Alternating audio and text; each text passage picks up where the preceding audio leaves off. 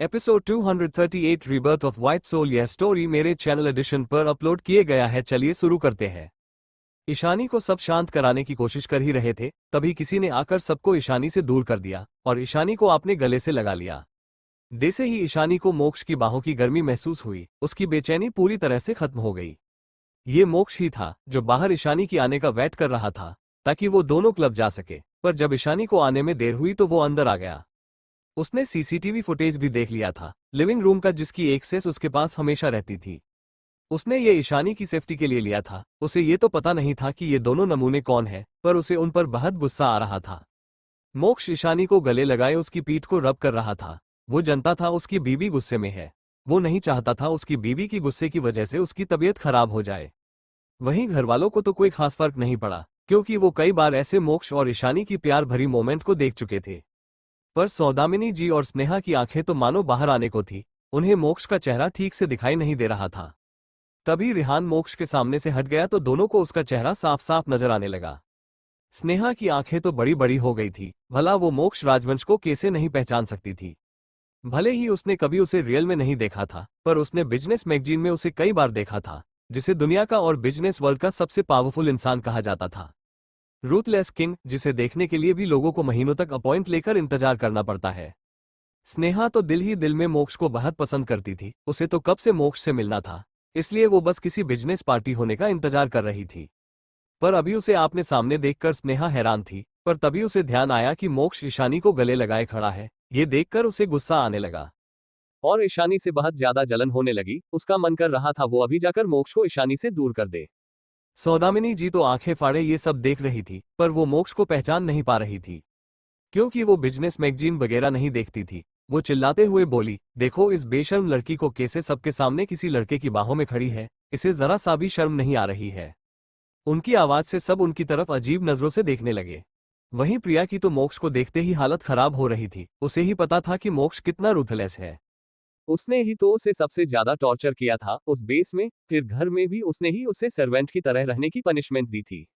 अब तो मोक्ष को देखते ही उसे डर लगता था। उसे पाने की ख्याल तो अब उसके दिमाग में आ ही नहीं रहा था। सब सौदामिनी जी को अजीब नजरों से देख रहे थे। वहीं मोक्ष और ईशानी को उनकी इस बात से कोई फर्क नहीं पड़ा। ईशानी मोक्ष से अलग हुई। तुम जाओ, तैयार हो जाओ, हमें लेट हो रही है। तभी नंदिनी बोली, जीजू क्या आप दोनों कहीं जाने वाले हैं? उसे लग रहा था शायद कोई बिजनेस मीटिंग होगी। हाँ, मोक्ष ने बस छोटा सा आंसर दिया। फिर उसने ईशानी की हाथ को देखा और बोला, क्या इसे मार के तुम्हारी हाथों में दर्द हो रहा है? तुमने बॉडीगार्ड को क्यों नहीं बुला लिया पहले अंदर? फिर उसकी गाल को प्यार से सहलाते हुए बोला, इसे मार के तुम्हारी हाथ गंदे हो गए हैं। ये कहकर उसने ऐसे रिएक्ट किया जैसे सौदामिनी और स्नेहा कोई कचरा हो। वहीं सबको अपनी बातों को ऐसे इग्नोर करता देख सौदामिनी जी को गुस्सा आ रहा था। और अब मोक्ष की मुंह से अपनी और अपनी पोती के लिए इतनी बेइज्जती भरी बातें सुनकर तो उन्हें और भी ज्यादा गुस्सा आ रहा था। स्नेहा को भी बहुत बेइज्जती महसूस हो रहा था। गुस्से और शर्म से उसका गाल जल रहा था। उसे नहीं पता था कि जिसे वो दिल ही दिल में पसंद करती है, वो उसे किसी कचरे की तरह ट्रीट करेगी। क्या वो इतनी बुरी है जिसे छूकर ईशानी की हाथ गंदी हो जाएगी? उसे समझ नहीं आ रहा था कि मोक्ष राजवंश यहाँ ईशानी के पास क्यों है। वो तो किसी लड़की को अपने आसपास तक नहीं आने देता, वरना अब तब तो पता नहीं कितनी लड़कियां उसे अपनी बॉयफ्रेंड बनाने आ जाती। जैसे ही ईशानी जाने वाली थी, सौदामिनी जी चिल्लाते हुए बोली, ए लड़की रुक, तू ऐसे कैसे जा सकती है? फिर घरवालों की तरफ देखकर बोली, आप लोग भी कुछ नहीं बोल रहे हो? ये लड़की सबके सामने अपनी आशिक के साथ है, फिर भी आप सब चुप क्यों हैं? और ये कैसी संस्कार है इसकी, को बड़ों के सामने ही ये बहाया की तरह लड़कों से लिप रही है। उनकी बात सुनकर मोक्ष की आंखें ठंडी हो गई। उसने ईशानी को आंखों से यहां से जाने का इशारा किया। उसकी आसपास का ऑरा बहुत खतरनाक था। सौदामिनी जी, स्नेहा और प्रिया को तो डर कब रहा था। तो ईशानी की होंठों पर स्माइल आ गई। वो अपनी रूम की तरफ चली गई। नंदिनी भी उसके पीछे पीछे चली गई, क्योंकि उसे जानना था कि ईशानी और मोक्ष जीजू कहाँ जा रहे हैं। अगर वो किसी डेट पर जा रहे हैं तो वो ईशानी को खुद तैयार करना चाहती थी। वहीं उसे कुछ जवाब ना देते हुए जाते देख सौदामिनी जी को और भी गुस्सा आ रहा था। उन्हें समझ नहीं आ रहा था कि कोई कुछ बोल क्यों नहीं रहा है। उन्होंने अपनी डर को अपनी चेहरे पर नहीं आने दिया, पर प्रिया का चेहरा तो डर से पीला पड़ा हुआ था। सबको तो सौदामिनी जी के लिए डर लग रहा था, क्योंकि उन्हें पता था मोक्ष ईशानी के लिए क्या क्या कर सकता है। अब जब सौदामिनी जी ने सबके सामने ही ईशानी को भला बुरा कहा है, तो मोक्ष उन्हें इतनी आसानी से तो जाने नहीं देगा। मोक्ष वहीं सोफे पर किसी राजा की तरह बैठ गया। तभी नमन कुछ बॉडीगार्ड के साथ अंदर आया। स्नेहा तो बस मोक्ष को देखने में खोई हुई थी। मोक्ष का ऑरा, ग्रीक गॉड पर्सनैलिटी और हैंडसमनेस तो डे से इस दुनिया से परे थी। कोई भी उसे एक एक बार देखकर उसकी प्यार में पागल हो सकता था। बॉस, क्या इन्हें यहीं रहने देना है? नमन मोक्ष के पास आकर बोला। हाँ, मोक्ष ने जवाब दिया। नमन बॉडीगार्ड की तरफ देखकर बोला, आज से तुम लोगों को यहीं मेहरा मेंशन में रहना है, और अच्छे से याद रखना, कोई भी हमारी लेडी बॉस की इंसल्ट करे तो तुम सब उसे आराम से मार सकते हो। उसकी बात सुनकर चारों गार्ड एक साथ बोले, ओके बॉस। वो चारों बहुत खुश थे, क्योंकि उन्हें अपनी लेडी बॉस बहुत ज्यादा पसंद थी। उन चारों ने उनकी फाइटिंग स्किल देखी थी, जो उनके बॉस की बराबर की थी। इसलिए उनके मन में ईशानी के लिए बहुत ज्यादा रिस्पेक्ट थी। आखिरकार वो उनकी लेडी बॉस जो थी, जिन्होंने उनकी पत्थर दिल बॉस को भी पिघला दिया था। तभी नमन फिर सौदामिनी जी और स्नेहा और प्रिया की तरफ पॉइंट करके बोला, और याद रखना इन तीनों को, अगर ये फिर हुनारी लेडी बॉस को परेशान करे तो इन तीनों को ब्लैक विला भेज देना। बॉडीगार्ड ने नमन की बातों में हामी भरी और सौदामिनी, स्नेहा और प्रिया को ऐसे देखने लगे जैसे एक गलती करने पर उन्हें यहां से मारकर फेंक देंगे। उन्हें भी इन तीनों को देखकर समझ आ गया था कि शायद इन लोगों ने उनकी लेडी बॉस को परेशान किया है। इसलिए तो नमन बॉस उन्हें इन तीनों का खास ख्याल रखने को बोल रहे हैं। प्रिया को तो वो पहले से ही जानते थे, पर इन दोनों नमूनों को उन्होंने पहली बार देखा था। नमन उन चारों बॉडीगार्ड के साथ बाहर चला गया, वहीं सौदामिनी जी हैरानी से ये सब देख रही थी। उन्हें समझ नहीं आ रहा था कि उनके घड़े चुप क्यों है। वो अपने भाई की तरफ देखकर बोली, भाई आपने देखा कि इस लड़के ने कैसे हमारी बेइज्जती की, और अब तो ये आपने बॉडीगार्ड से हमें मारने को भी बोलकर हमारी और इंसल्ट कर रहा है। क्या अब यहाँ आपने ही घर में हमारी यही औकात रह गई है कि कोई भी बाहर वाला आकर हमारी बेइज्जती करे? पर आप सब अब भी चुप है, कोई कुछ नहीं बोल रहा है। दादाजी गुस्से से बोले, तुम चुप करो। आते ही तुमने हमारी बच्ची ईशानी को सुनाना शुरू कर दिया, और ये ईशानी की होने वाला पति है, तो उसे तो इशू की मैटर में बोलने का पूरा हक है, और हम इसमें कुछ नहीं कर सकते हैं। दादाजी की बात सुनकर सौदामिनी जी हैरान थी, पर स्नेहा को तो डे से शौक लगा था। उसकी पैरों तले से मानो जमीन ही खिसक गई थी।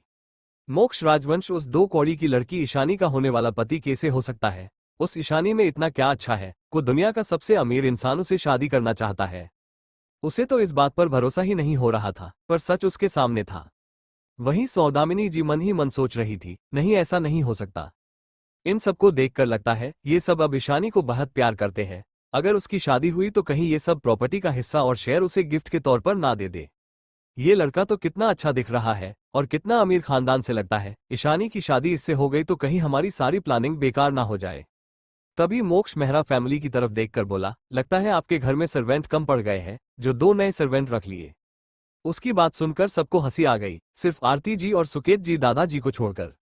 वहीं सौदामिनी जी और स्नेहा को तो उसकी बातें किसी तीर की तरह लगी। वो समझ गए कि मोक्ष उन्हें ही सर्वेंट कह रहा है, जिस वजह से उन्हें बहुत ज्यादा गुस्सा आ रहा था। सौदामिनी जी और स्नेहा की आज से पहले इतनी इंसल्ट कभी नहीं हुई थी। वो कुछ बोलने ही वाली थी, उससे पहले नंदिनी की आवाज आई, जीजू ऑलरेडी एक सर्वेंट ज्यादा है इस घर में, 2 और सर्वेंट जुड़ गए तो कोई फर्क नहीं पड़ेगा। ये कहकर वो हंसने लगी और ईशानी के साथ नीचे आ गई। ईशानी के हाथ में एक छोटा सा बॉक्स था। दोनों सीढ़ियों से नीचे आ गई। मोक्ष अपनी जगह से उठकर ईशानी के पास चला गया। फिर दोनों वहां से बाहर निकल गए। उनके जाने के थोड़ी देर बाद सौदामिनी जी चिल्ला पड़ी, यहां सब हो क्या रहा है, और वो लड़का कौन था? अभी तक प्रिया की शादी नहीं हुई है, तो ईशानी की शादी कैसे फिक्स हो सकती है? उस लड़के की हिम्मत कैसे हुई हमें धमकी देने की? उसे क्या लगता है अगर वो ईशानी से शादी करेगा तो इस घर में कुछ भी कर सकता है? चुप करो, इतना चिल्लाने की जरूरत नहीं है, और मेरी पोती की शादी से प्रिया की शादी का कोई लेना देना नहीं है। वो इस घर की कोई बेटी या मेरी पोती नहीं है, और जिसकी हिम्मत के बारे में तुम पूछ रही हो वो मोक्ष राजवंश है, कोई एरा गेरा इंसान नहीं। दादी माँ ने प्राउड से कहा। उन्हें अपनी पोती की पसंद पर गर्व था। उनकी बातें सुनकर तो सौदामिनी जी की पैरों तले से मानो जमीन ही खिसक गई। मतलब अभी जो उनके सामने बैठा था वो एशिया का सबसे बड़ा बिजनेसमैन मोक्ष राजवंश था, जिसके बारे में कहा जाता है कि वो बहुत क्रूएल है और बिना पलक झपकाए किसी को भी मार सकता है। अगर मोक्ष और ईशानी साथ में है तब तो बहुत बुरा होगा। अब वो मोक्ष के रहते क्या करेंगे? इतने अच्छे अमीर लड़के को उस अनाथ आश्रम से आई लड़की में इतना क्यों इंटरेस्ट है? प्रिया और स्नेहा तो उस लड़की से बेहतर है, मोक्ष को तो इन दोनों में से ही किसी के साथ होना चाहिए था। वहीं प्राइवेट क्लब में सब मोक्ष और ईशानी की आने का इंतजार कर रहे थे। क्या हुआ, अभी तक तुम्हारा पोता तुम्हारी होने वाली पोते बहू के साथ क्यों नहीं आया? कहीं तुम हम सबके साथ मजाक तो नहीं कर रही थी ना? अगर ऐसा है तो पहले ही बता दो। कनक जी के पास बैठी एक ओल्ड लेडी ने कहा। तो कनक जी का चेहरा गुस्से से तमतमा उठा। वो मोक्ष को फोन कर रही थी, पर वो लड़का उठाने का नाम ही नहीं ले रहा था। कनक जी हंसते हुए बोली, तुम सब चिंता मत करो, मेरी पोता बहू ने कहा है तो वो जरूर आएगी। ये तो मेरा पोता ही होगा जो अपनी काम की वजह से लेट कर रहा होगा, वरना मेरी बहू तो टाइम पंचुअल है। तभी एक और लेडी ने कहा, ठीक है, इतने सालों से वेट कर रहे हैं, थोड़ी और देर ही सही। आखिरकार हमें भी तो देखना है कि तुम्हारे पोते ने किसे अपनी लाइफ पार्टनर चूज किया है। उनकी बात सुनकर बाकी सबने भी हाँ में सिर हिला दिया। तभी एक और ओल्ड लेडी ने कहा, अच्छा ये तो बता दे कि वो किस खानदान से है। ये ओल्ड लेडी आज अपनी पोती और पोते के साथ आई थी। ये हमेशा से चाहती थी कि उनकी पोती की शादी मोक्ष से हो। अभी के लिए इतना ही, मिलते हैं अगले चैप्टर में। तब तक के लिए stay happy and stay healthy. Please like, share, comment, review जरूर दीजिए ताकि मुझे आगे स्टोरी लिखने में मोटिवेशन मिले।